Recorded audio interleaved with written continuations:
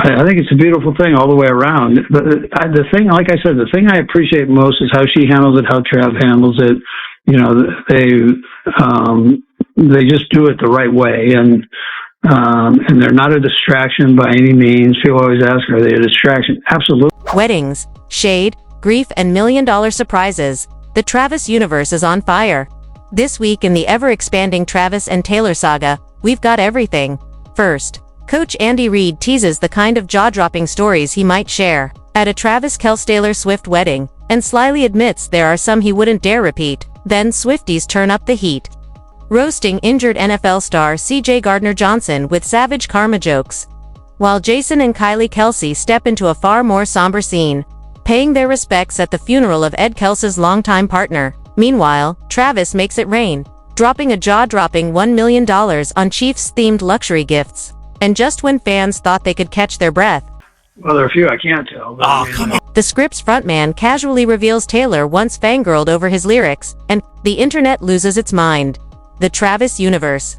Never a dull moment. She said, one of my favorite lyrics is in one of your songs. I said, what? She said, a song called If You Ever Come Back. And there's a lyric in it which is, I wish I could still wish it was over, and I wish I could still give you a heart. Kelce and Mahomes split on season mindset, and Andy Reid's sitting on wedding tea. The Kansas City Chiefs might be gearing up for another epic season, but behind the scenes, Travis Kelce and Patrick Mahomes are already on very different wavelengths about 2025, and fans can feel the tension brewing. Meanwhile, Coach Andy Reid, the mastermind of the Chiefs playbook, is on live radio just minding his own business when someone throws him the ultimate curveball. What story would you tell if you had to give a speech at Travis and Taylor's wedding? Instead of a sweet little anecdote, Reid bursts out laughing and admits, "Oh, I've got stories. But a few of them are definitely staying in the vault." Translation: the man's sitting on pure, piping hot Travis and Taylor wedding tea, but he's not about to get himself benched for spilling it. The wedding, you're giving the best man speech, or you're giving a speech at the wedding. What's the one Travis Kelce story you want to tell to make sure everybody knows? Ooh. Well, there are a few I can't tell. But Come on. Sure you can. Of course, the hosts couldn't just leave it there. They press Andy Reid for more. That's when he switches gears and starts opening up about the real Travis Kelce, the one fans don't always see. Turns out, off the field, Kelce's got a heart the size of Arrowhead Stadium. From quiet acts of kindness to big, behind-the-scenes gestures, Reid makes it clear this isn't just about touchdowns. Sure, Kelce can snatch a football out of the air like he's got magnets in his gloves, but it's his generosity and character that truly make him MVP material in Reid's eyes. There are a lot of great stories, but he's done so many good things. All the things he does off the field that people don't know about, just helping people out, and he's got a big heart that way, and I appreciate that the most. Then the conversation takes a turn straight to Taylor Swift. Andy Reid casually drops that he actually knew Taylor before Travis ever did, and no, he's not taking matchmaking credit yet. Back in his Philadelphia coaching days, the Reid family were full-blown Swifties. They even knew Taylor's parents, and Andy bonded with her dad over what else? Football. Reid jokes that Taylor might be the most famous woman in the world since the Queen passed, but behind the humor is real admiration. He's impressed by how she handles global-level attention without breaking a sweat. As for the couple, Reid's 100% here for it. He notes that the NFL has seen a surge in female fans, not all because of Taylor, but let's be honest, the Swift effect is alive and thriving. And to anyone wondering if they're a distraction, nope. Reid says, Travis and Taylor have mastered the art of balancing love and the limelight like total pros. Her before he knew her. Uh-huh. So my family has been a big fan of hers, and we know her father and mother and that whole deal. They're from the Philadelphia area, so Pennsylvania, and her dad's a huge football fan. So we hit it off with him, and then she became this famous person, and arguably the most famous woman in the world since probably the Queen passed away. But she sure handles it the right way, and that's the part I appreciate the most. Not that it was all tied into her, but she got a big part of that, and the NFL has bought into that too. So in supporting that, and I think it's a beautiful thing all the way around. The thing, like I said, the thing I appreciate most is how she handles it, how Trav handles it. they just do it the right way, and they're not a distraction by any means. Not everyone's exactly singing along to the Swift-Kelce love song, especially CJ Gardner-Johnson, who's been carrying enough anti-Swift energy to power an entire stadium light show. This is the same guy who, after the Eagles beat the Chiefs in the Super Bowl, jumped online to throw shade at Taylor, hinting Travis should have stuck with his ex. And just in case anyone missed his little dig, he doubled down at the victory parade, rocking a hoodie with a not-so-fam message for subtlety, not his strong suit. Fast forward to this week's Texans practice, and Karma, or as Swifties now call it, Tay Voodoo, decided to clock in. While covering John Mechie, Gardner-Johnson went down with a leg injury and had to be carted off. Reports said he couldn't even put weight on it in the locker room. Normally, that's nothing but bad news. But here's the twist. Insiders say his ACL is fine, basically the football version of, "You scared us for nothing." Texans fans exhaled in relief and sent get well vibes. Swifties, oh, they were in the comments section doing the glittery equivalent of a touchdown dance. Some called it poetic justice. Others crowned Tay Voodoo undefeated. A few are even keeping a running scoreboard of Taylor's ops catching suspiciously bad breaks. One fan summed it up perfectly. This was just the find out part of mess around and find out.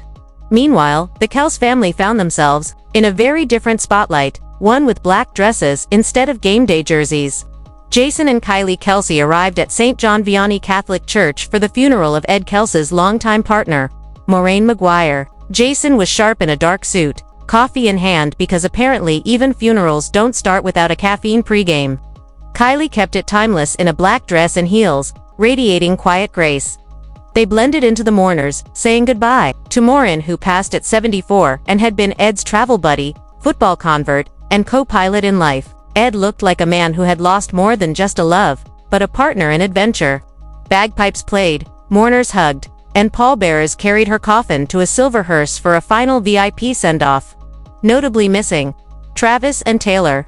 Travis was spotted doing wind sprints at Chiefs training camp, maybe trying to sweat out the guilt of missing the service.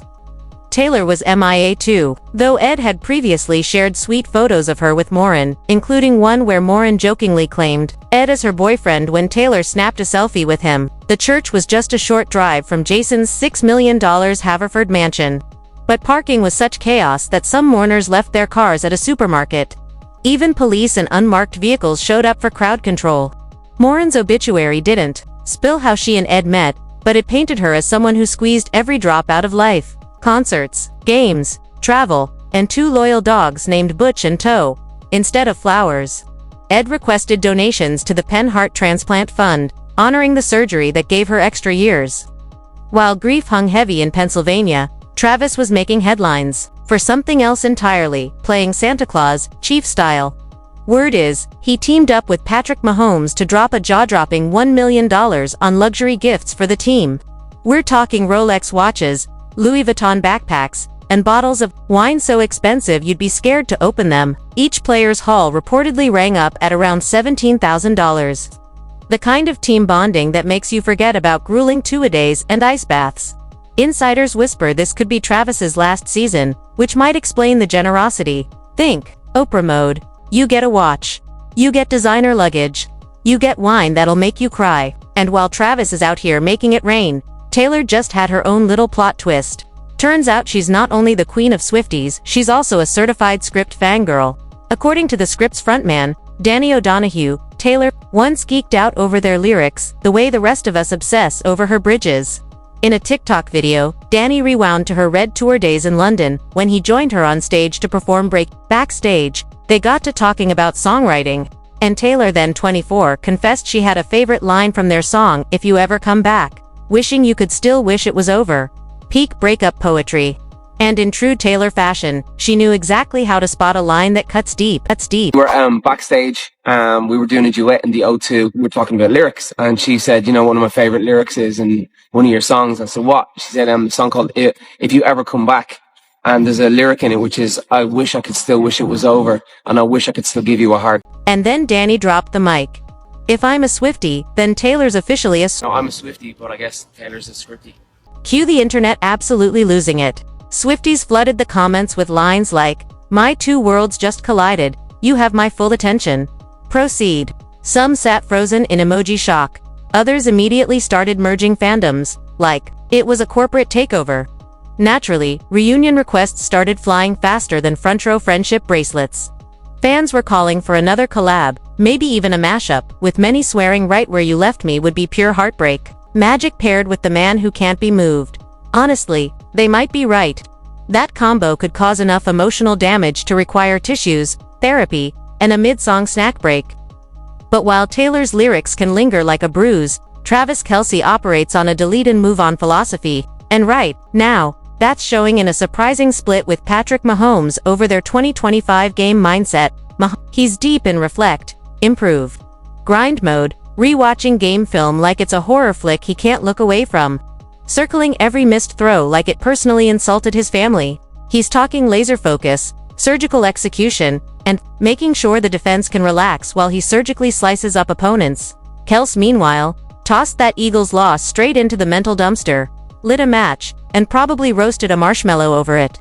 He didn't just move on, he sprinted into the offseason like it was the last free beer at the bar. Sources say he's been locked in on year 13, dropping 25 pounds after admitting he carried some 2024 baggage. Now he's showing up to camp in slim mode, looking ready to outrun selfies and paparazzi. Retirement rumors squashed. He's shutting them down faster than Mahomes can call an audible. While Pat's in the film room perfecting throws, Travis is probably perfecting his endzone dance moves. Both swear their way works, but you can bet the locker room will feel the contrast. And that's a wrap for this wild ride through the Travis universe. Until next time, expect more glitter, drama, and touchdowns.